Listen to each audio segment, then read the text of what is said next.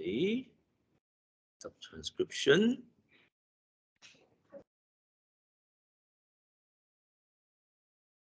All right. So today we are covering on your topic 6. So topic 6, we are talking about two samples test. Now, what happened in topic 5 or tutorial 5? Remember from last term. You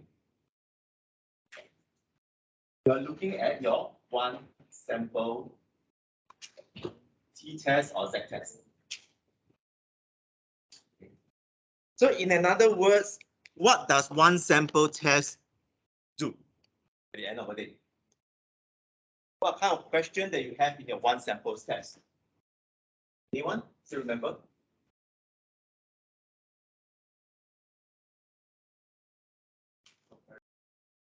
Comparison of what?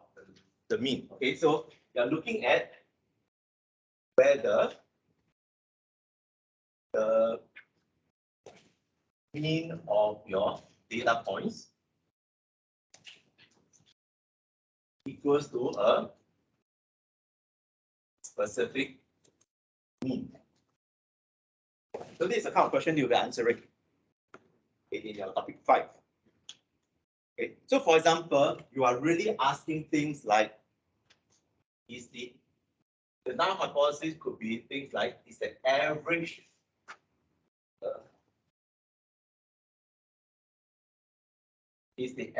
weight or the average volume of a cup of others ice cream equals to 60 grams. Okay, so you have your the outer hypothesis may not equal to 60 grams. So with this idea, we are going to do your PET t-test first. Okay. Why do I want to use PET t-test? PET t-test is actually very similar to what you did in tutorial 5. Okay. So what does it mean by PET? Number one is there must be a pairing variable.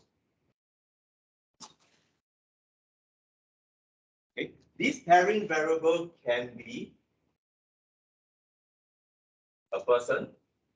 Usually it's a person. When it's a person, you'll talk about before versus after.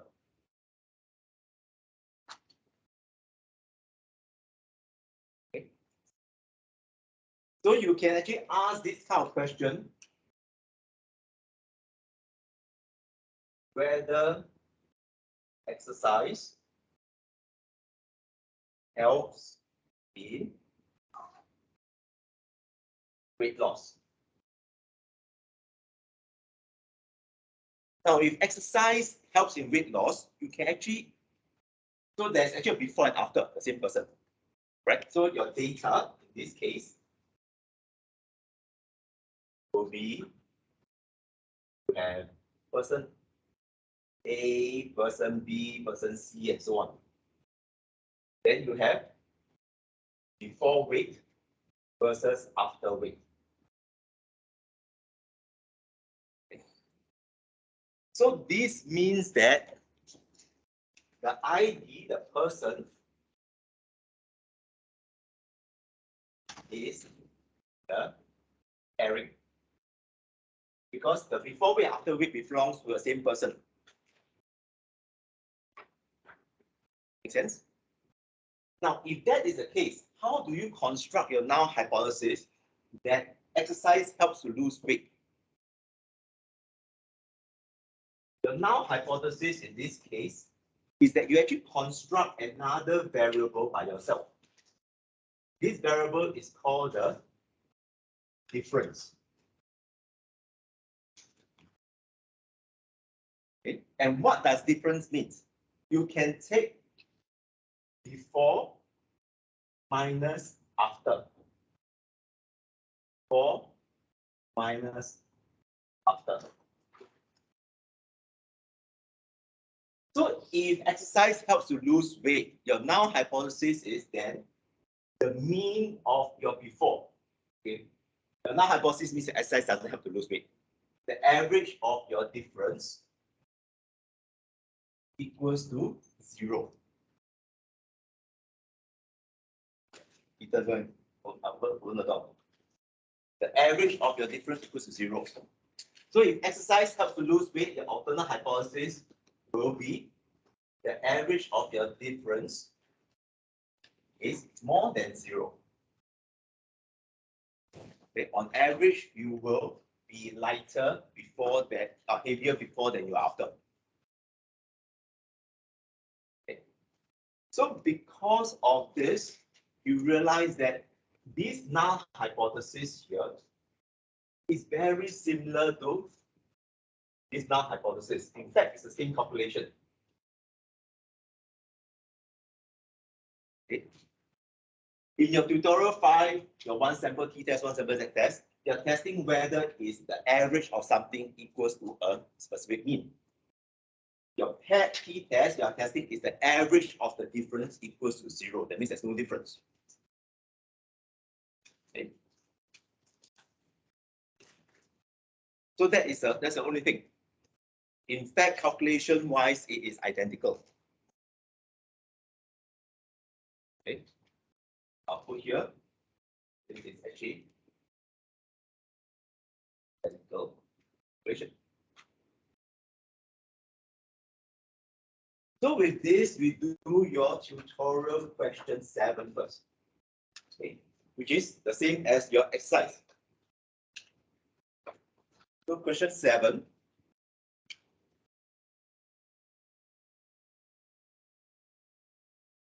Sample of 10 people to see whether exercise affects weight loss. Okay, exercise how many times doesn't matter. So what you have is your patient before and your after. So patient 1 before is 84, after is 80. Patient 2 before is 60, after is 55. Patient 3 before is 75, after is 72. Patient 4 is 72, after is 65. Patient 5, 68. Patient 6, 255. Patient 7, 45.9. Patient 8 will have 77, 70. Patient 9 and patient 10, 59, 68, 66, 59.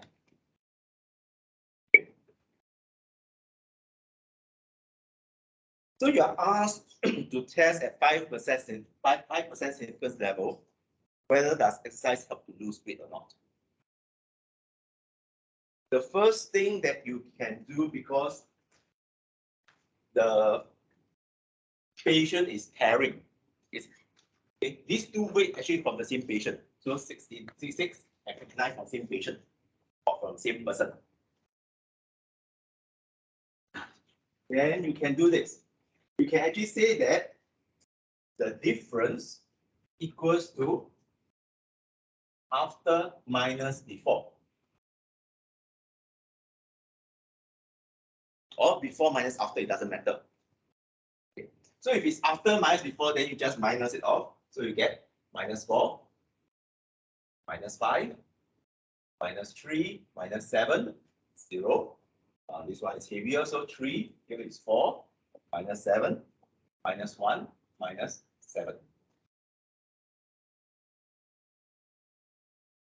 Okay.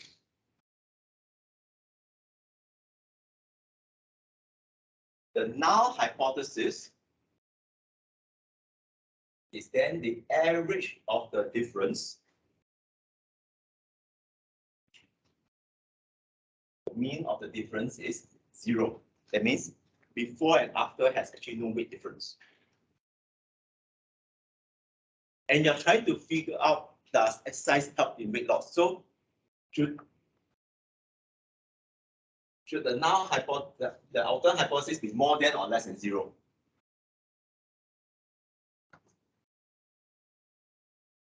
Which one should be heavier, after or before?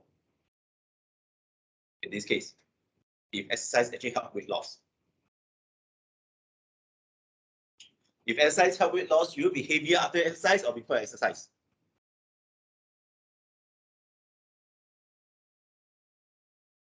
Heavier after exercise. So before. Okay.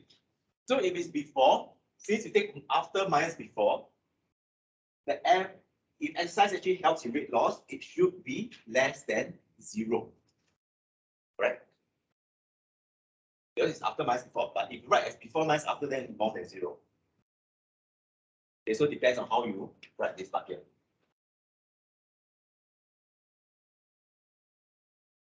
Okay. Now, the next thing we know is our alpha is 0.05. Okay, because the sample size, so since sample size is less than 30, small sample size, and the sigma is unknown, okay, you have to use your test.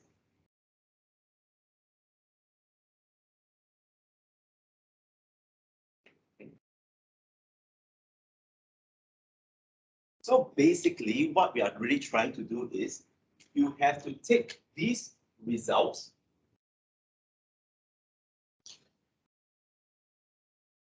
and calculate it into a T statistic. Like what you did in your tutorial 5.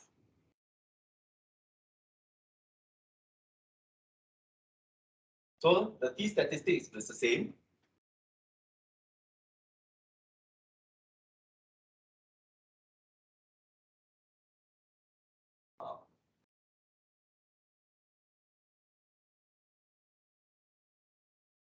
Exactly what I did in tutorial 5 as well. Okay. So the mean here is 2.7 come to absolute.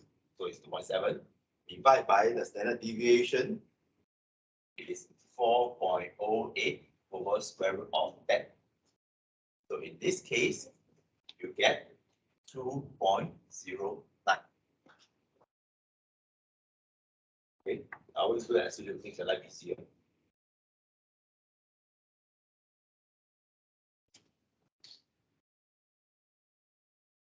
So once you have the statistic, you need to find a critical value. So your critical value, what is the degrees of freedom? Anyone? Degrees of freedom, what is it? Yeah, tell me. Quick, you? Yes. Huh? How what? What is the degrees of freedom? Okay, somebody help her.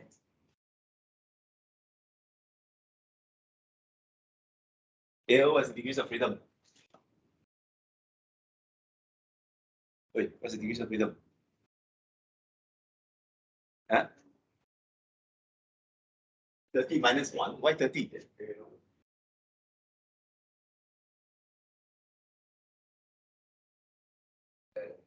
10 minus 1 because there's only 10 here. So degrees of freedom is 9.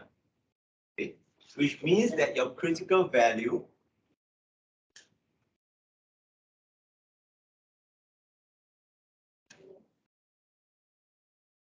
is 0.05 and 9. That gives you 1.833.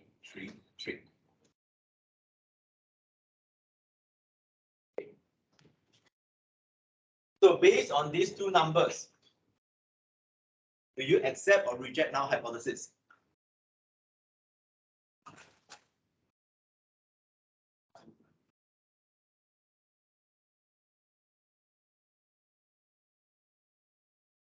Anyone?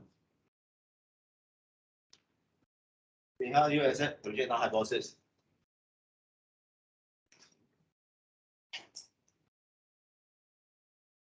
One?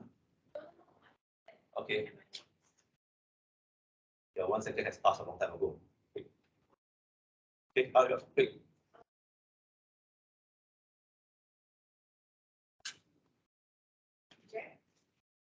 reject. Okay, your statistic more than your critical value, you reject. So then you say that since your T statistic is more than your T critical, you reject your null hypothesis. Okay.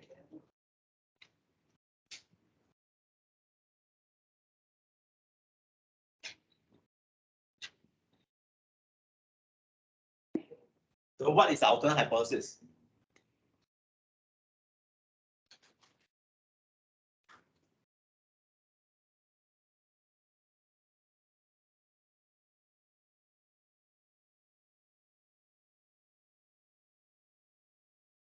Okay. Right.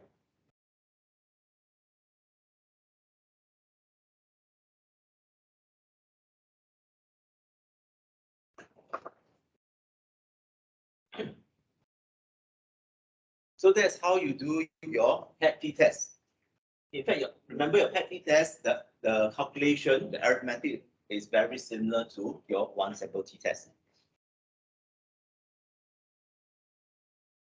Okay, any part that you did not get it? Any part you did not understand? Okay, so this is your 1 mark, 2 marks, 3 marks, 4 marks, 5, will be your 6, 7,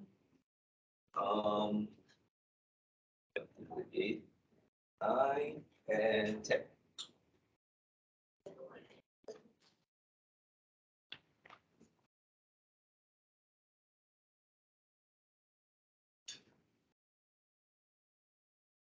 Okay. So far, any questions?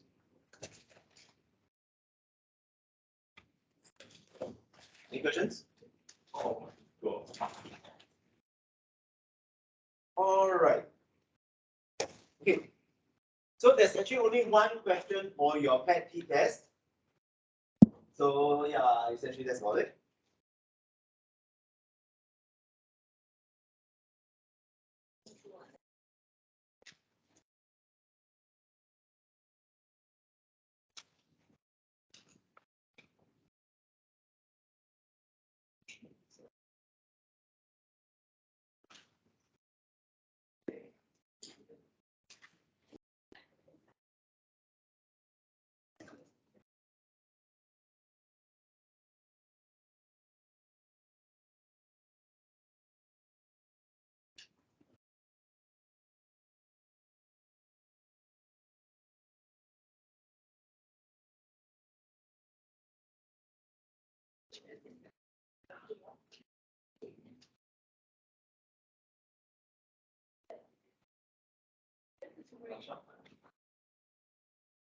Okay, then we go to the next one.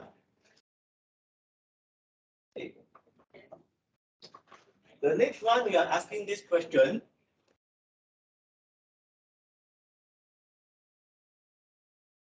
When do you use two samples test? Anyone?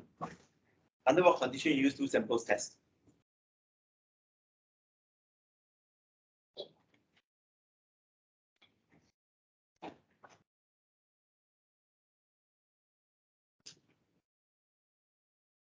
Anyone? Anyone? Anyone? Is Jia here? Who is she? Yeah. When do you use two samples test? When you got two samples. Yeah, kind of. Okay. Basically, yeah. When you have two samples.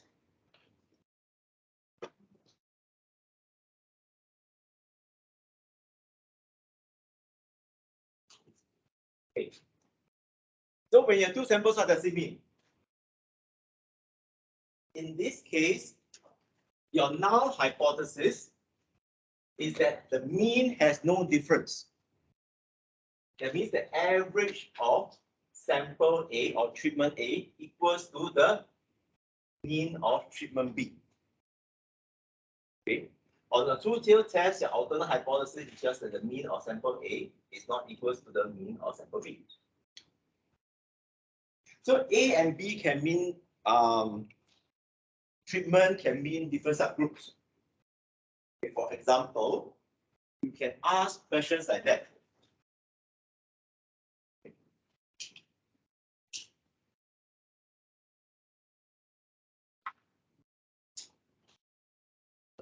Let's say even the monthly rainfall between, let's say, Tampines and Bedok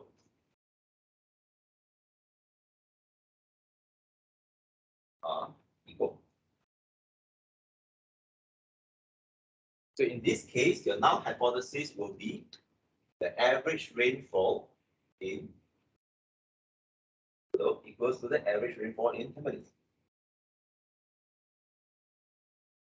Or you can have another type of question. For example, whether the average cell count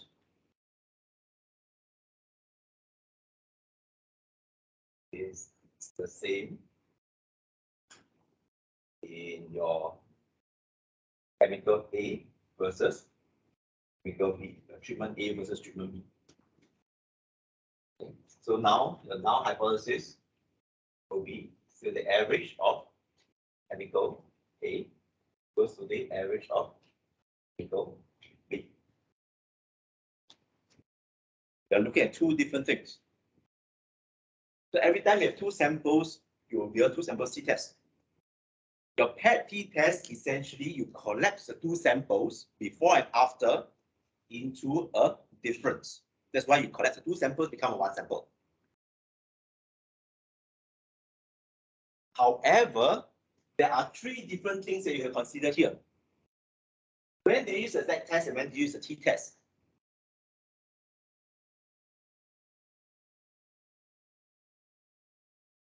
When do you use the z-test, when do you use the t-test?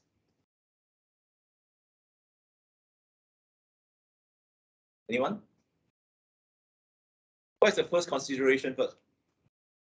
What's the first thing you ask when you use z-test or t-test? Right. So here you have your population variance. So is it known or unknown? If population variance is known, then you use your z-test. If population variance is unknown, then you ask the next question, is sample size more than 30? If it's yes, then you use z-test. If it's no, then you use t-test. If we use z-test, it's fine. But the problem is t-test, there's two different versions of t-test. There's actually t-test with equal variance or t-test without equal variance.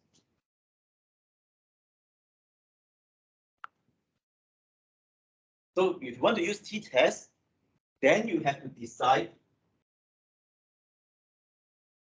the next part. Okay, it's here. Then you go to the next column. Can variance be equal?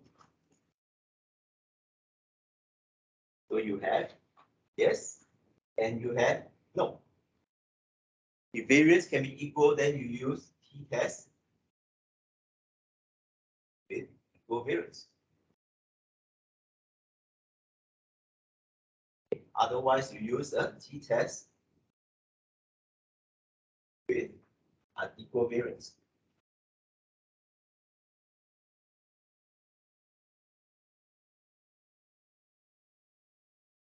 So how do you decide can the variance be equal or not? You have to do a test first. This test is your F test for equality of variance. That means before you do T test, you have to do a F test first to see which T test to use. Okay, so far so good. Okay. And this is the messy part. Okay, so get this in your head first before I erase it.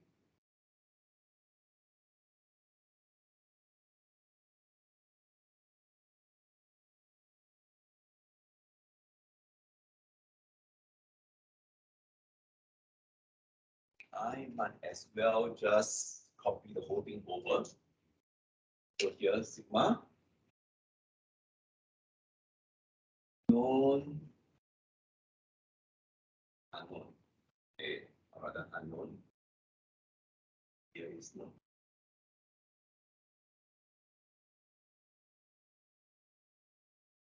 And sample size more than 30. Yes.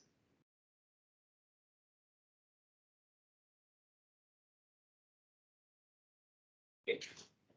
And the next question is,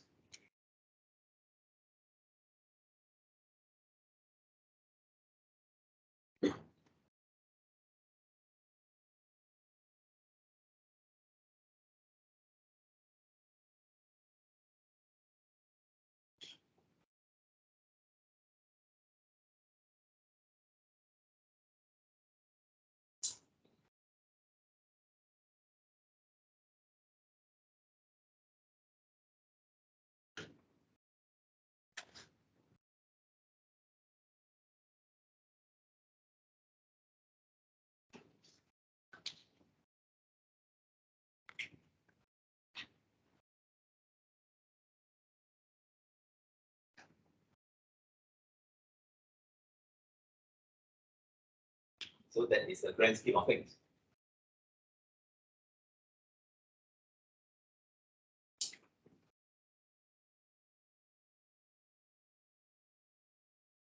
Okay, so let's do this part and we'll go through your tutorial questions.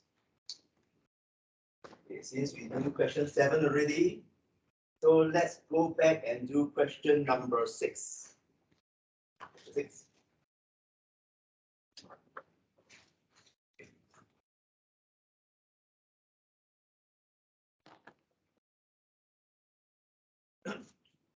So question 6 says that there are two different bird feed, cage A and cage B, or bird feed A and feed B. So you have A and B. Sample size is 10, 30. Okay. The mean is 300, 370. Standard deviation is 30 and 50.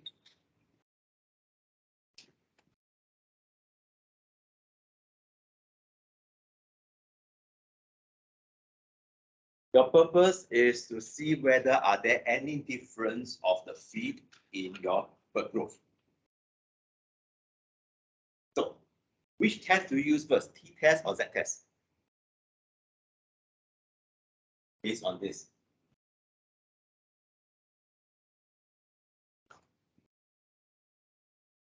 T test or Z test? Do you know the population variance? No, you don't. Is sample size more than 30 for both of them?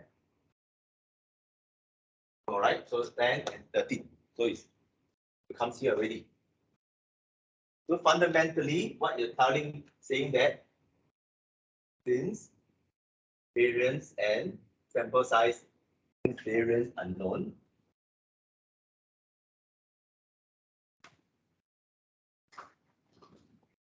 and sample size less than 30, you use your T test. However, T test, you test equal or unequal variance. So this is what we will do first. And your stage 1, which is can variances be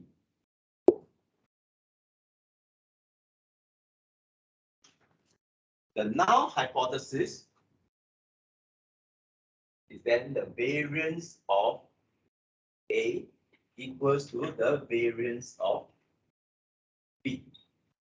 Alternate hypothesis is that the variance of A not equals to the variance of B. And variance is a two-tailed test. Well, this is a bit subjective as well. Okay. So anyway, your alpha divided by 2 is 0.05. 0.025.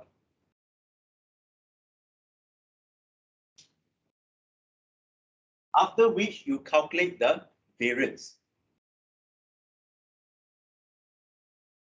Calculate the F statistic. You have is basically something divided by something. But what divided by what? Is it A divided by B or B divided by A? B divided by A. Why? There's actually a very important rule. The F statistic must be more than or equals to 1. So the numerator must be bigger than the denominator. Okay. Right. Now, is it 50 divided by 30? 50 squared divided by 30 squared. Okay. It is variance divided by variance, not standard deviation divided by standard deviation.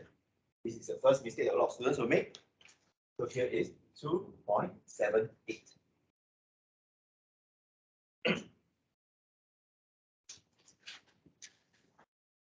Okay. Now, because of this, your F statistic, the critical value, have 2 degrees of freedom.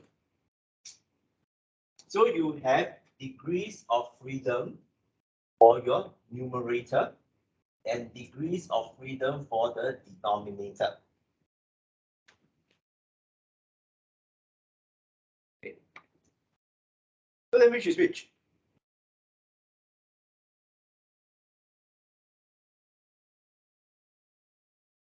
Degrees of freedom for numerator and degrees of freedom for denominator.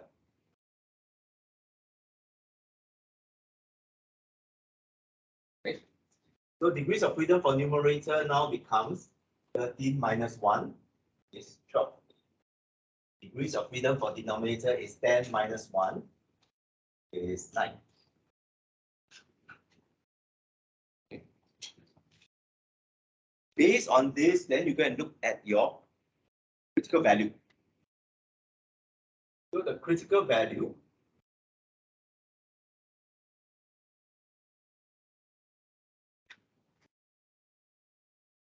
first degrees of freedom is 12 and 9. Because you have 2 degrees of freedom, it becomes a table by itself. So your F distribution table is actually a cube. Make sure you go to the correct table. So if you take your F distribution table, you will get this to be 3.87. Anyone did not get 3.7?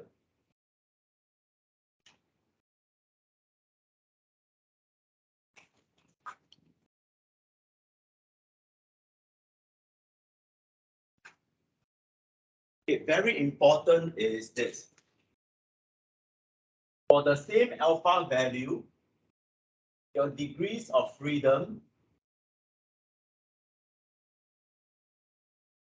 cannot swap.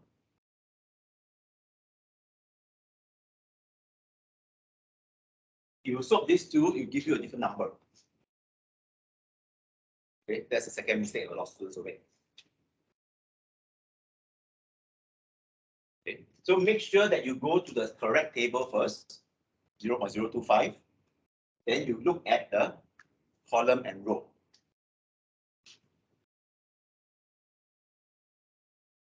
So far, any problem with this one?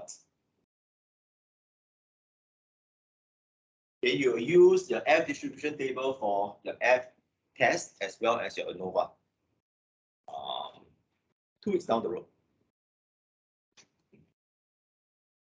Then, based on these two values, can you reject or accept or fail to reject null hypothesis? Henry? Accept or don't accept? Accept. Okay, correct. So since your F is less than your F critical value, you fail to reject your null hypothesis.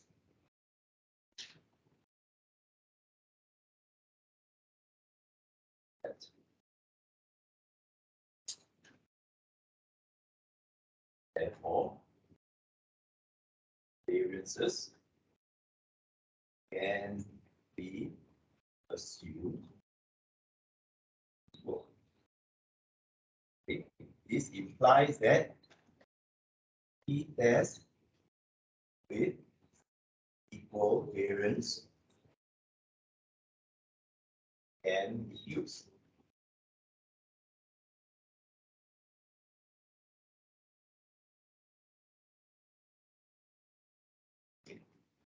Then you actually do your real T test.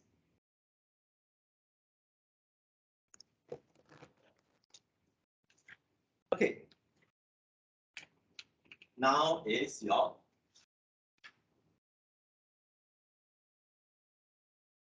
stage 2, which means is the mean of fit A equals to the mean of fit B. Okay. So here, your null hypothesis is then the mean of fit A equals to the mean of fit B. Alternate hypothesis is the mean of fit A not equals to the mean of fit B. Okay. Then your alpha is 0.025.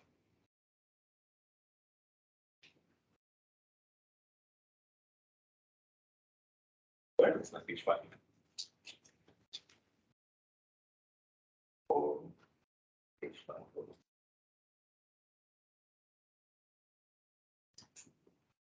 So you need to calculate your T statistic now.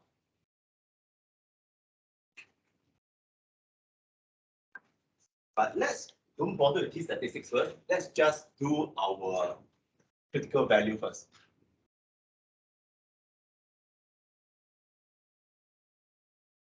In fact, your degrees of freedom. What is the degrees of freedom here?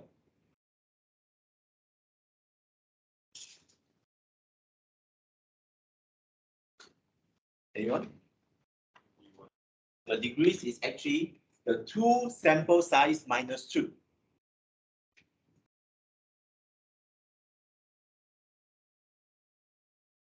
And this is 10 plus 13 minus 2. That gives you 21.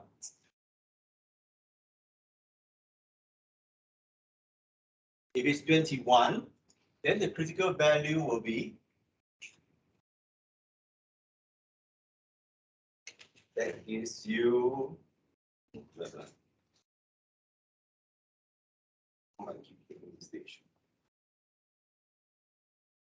2.080.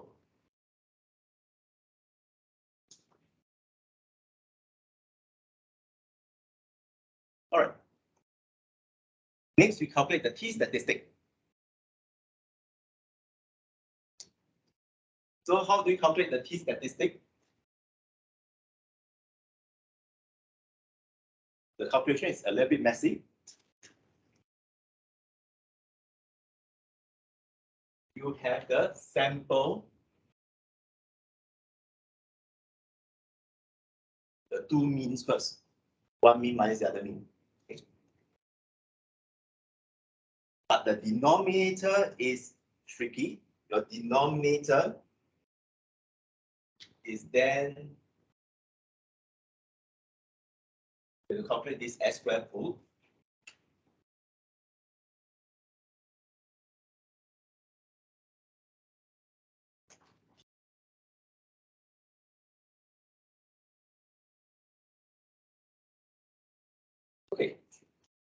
So here we have almost all the answers. The mean here is 300 minus 370. So absolute.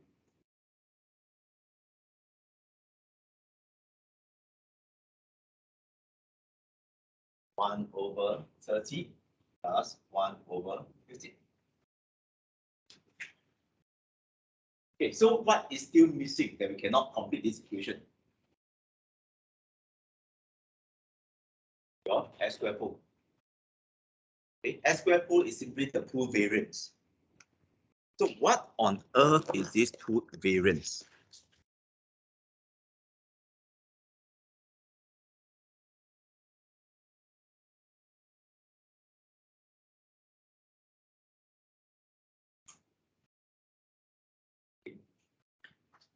So it is sample size minus 1 multiplied by the variance itself plus sample size of the other one multiplied by the variance divide by the degrees of freedom. Okay. Make sure you substitute in the correct values, the correct pair. So this pair and this pair. Don't substitute the wrong pair. So indirectly, you are saying that is n minus 1 30 squared plus 13 minus 1 and 15 squared. So here is n plus 13 minus 2. If you calculate all of them, it gives you 1814.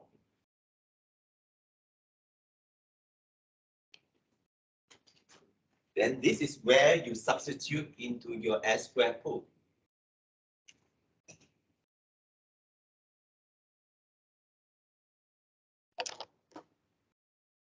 Finally, you get your answer.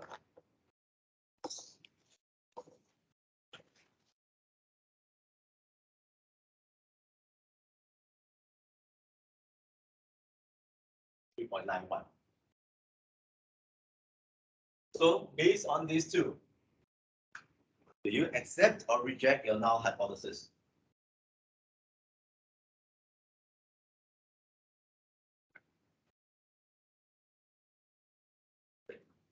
Check. All right.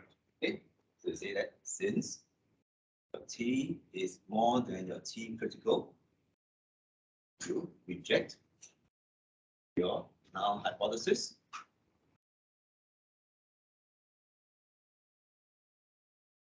Null hypothesis.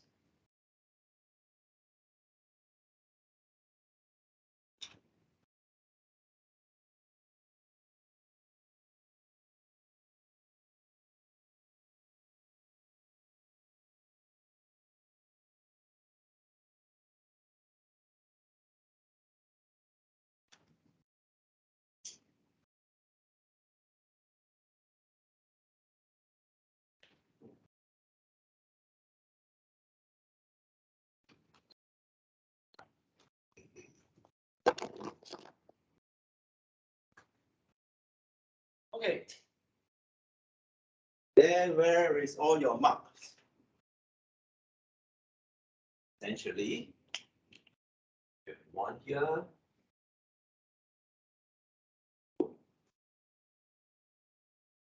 3, 4, 5.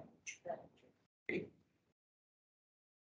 Usually we have 6, 7, 8, 9, 10, 11, 12, 13, 14.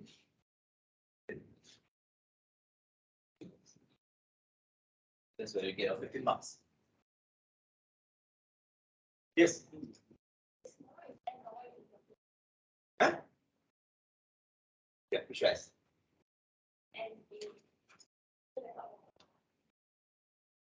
T-test. Which one? This one?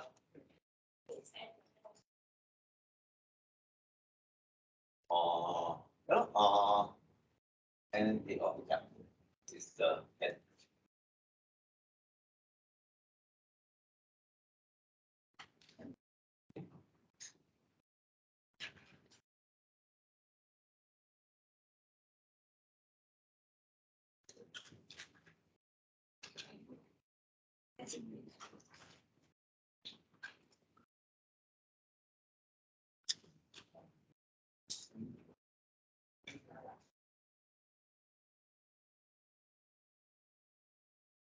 Okay. So basically, that's how you do the whole calculation. It's just very tedious. Most of the time, you make mistake substitution.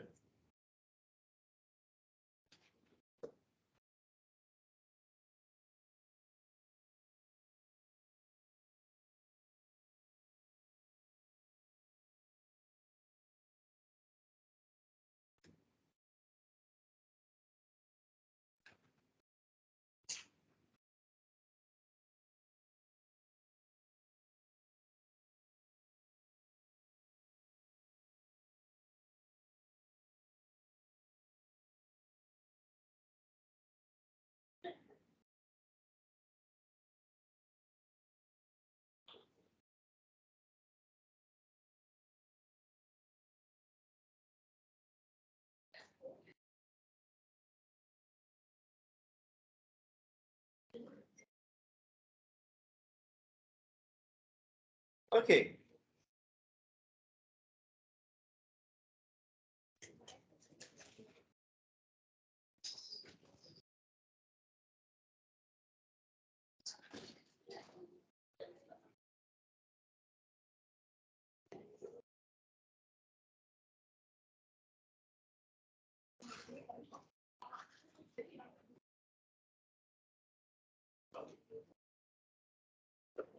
All right. With that, actually, you can do your question 5.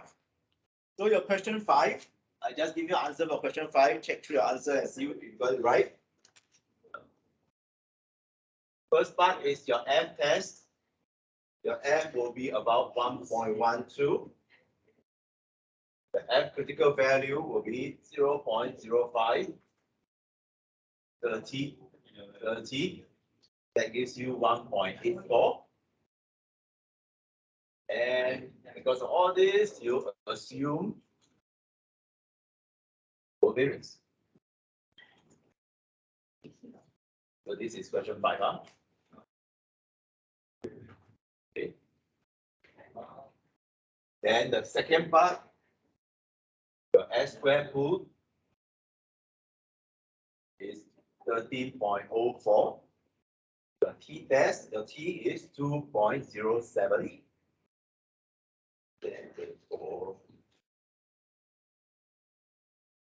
The degrees of freedom is 60.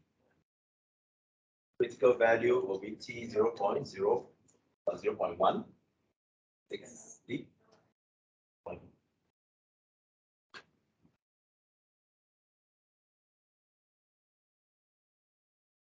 1.296, and you reject your null hypothesis. So this is your summary answer for question 5. Check through whether you get all the numbers right. If you don't get your numbers right, basically it's calculation error.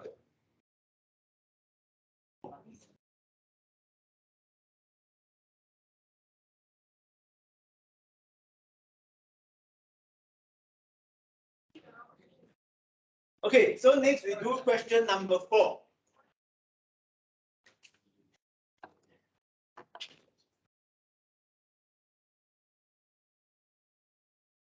Okay, question 4.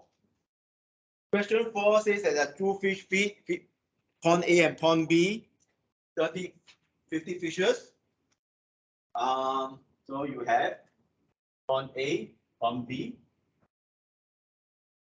Sample size is 50. The mean weight is 3 and 3.2 kg. The deviation 0.1, 0.12. So which test do you use? Which test do you use here?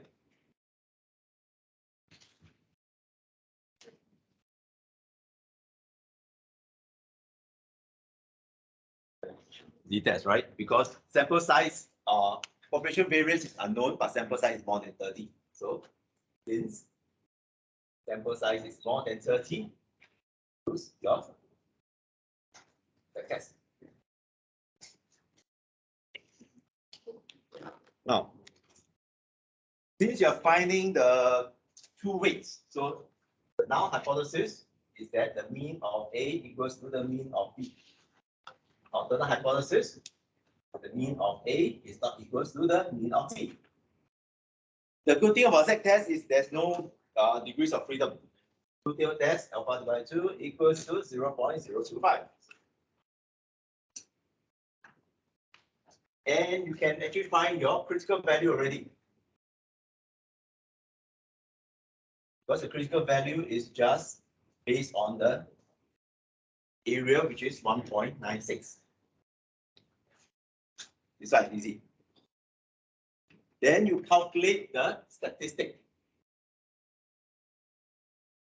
You'll find that for Z-test, the calculation is identical to your T-test assuming unequal variance. Okay. So you actually know how to do it. Although we never give you any question for this part, but you actually know how to do it in this place. So you have mean of A minus mean of B square root your variance of A divided by sample size of A plus variance of B divided by sample size of B.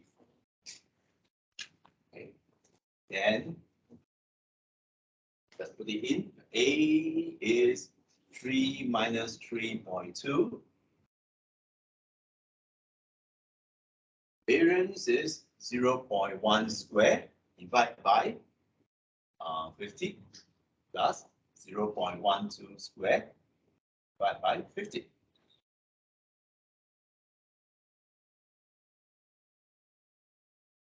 Okay. That gives you 9.05. So do you accept or reject null hypothesis?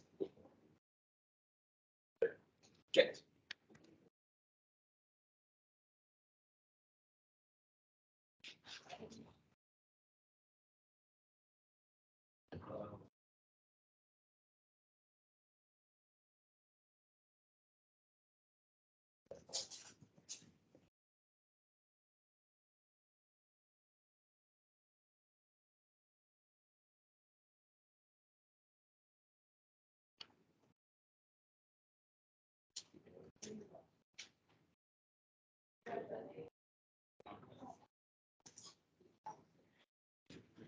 Okay, then.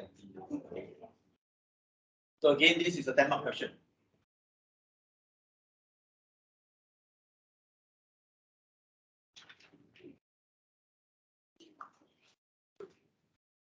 Okay, so far any problem? Okay, for question 1D, is the question given to you is it null or the hypothesis?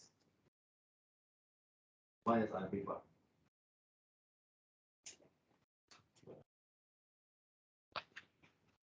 The question given to you is the null hypothesis for independent sample t-test or Z alpha hypothesis. What is given to you?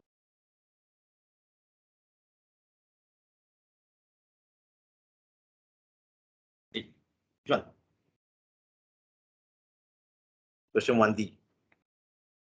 What is the statement given to you?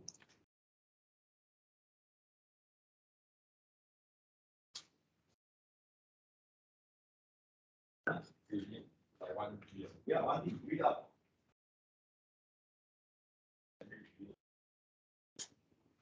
Read. So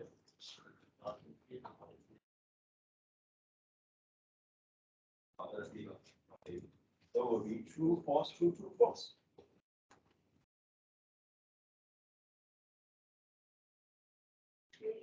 Okay.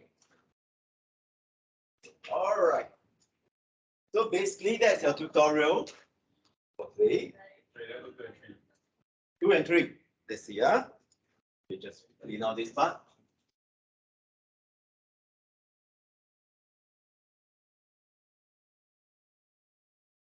Okay, question 2 and question 3.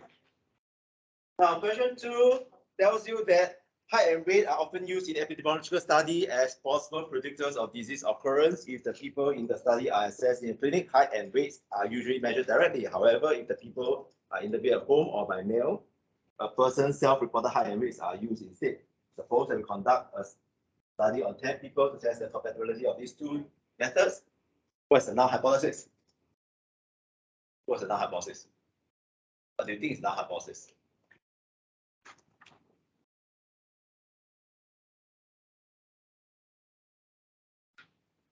So what are you testing?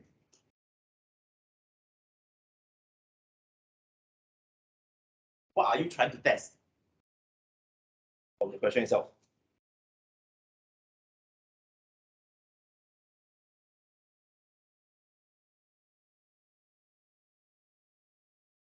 You compare with the then getting a set as an So it's comparing two methods. So the null hypothesis is that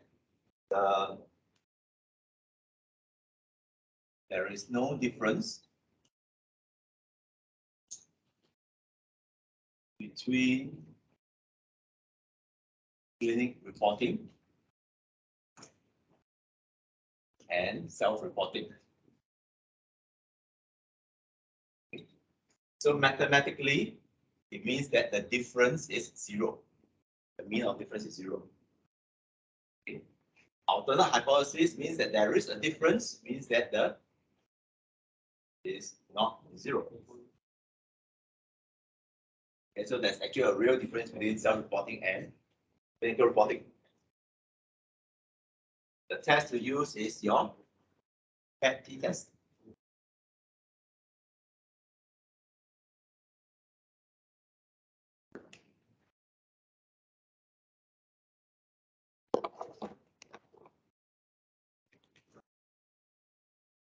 Do you think there's an actual difference between self-reporting and clinical reporting? That means if I ask you what is your weight, and I actually weigh you, do you think there's a real difference?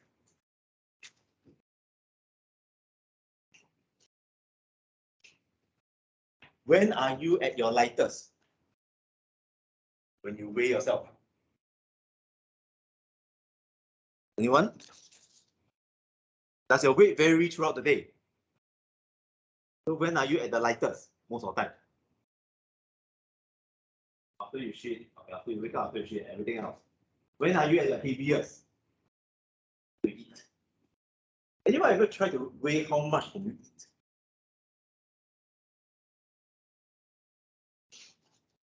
It means the morning before you go for a buffet, shit as much as possible, and then after buffet and see how much you eat. It'd be quite remarkable. You can eat like 2.5 to 3 kg of food. Yes. Yeah. Just your drinks, you can drink 1 whole liter of drinks already. Okay. Question 3.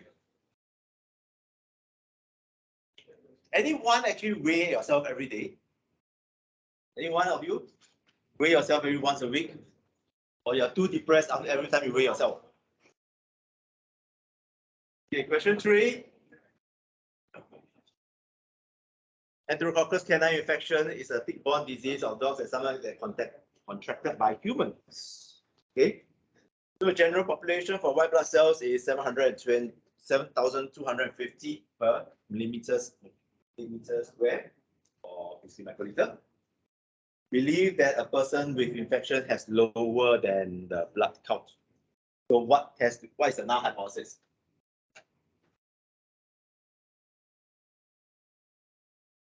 That is actually your one sample test. On average, you expect the person to have 250 cells per Fine. This is microliter. Okay. Now hypothesis is that you have lesser than 7,250. Okay. So this is your one sample test.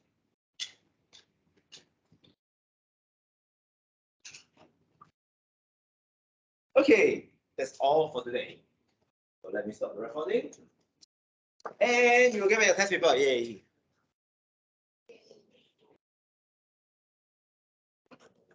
Okay, today is Wednesday.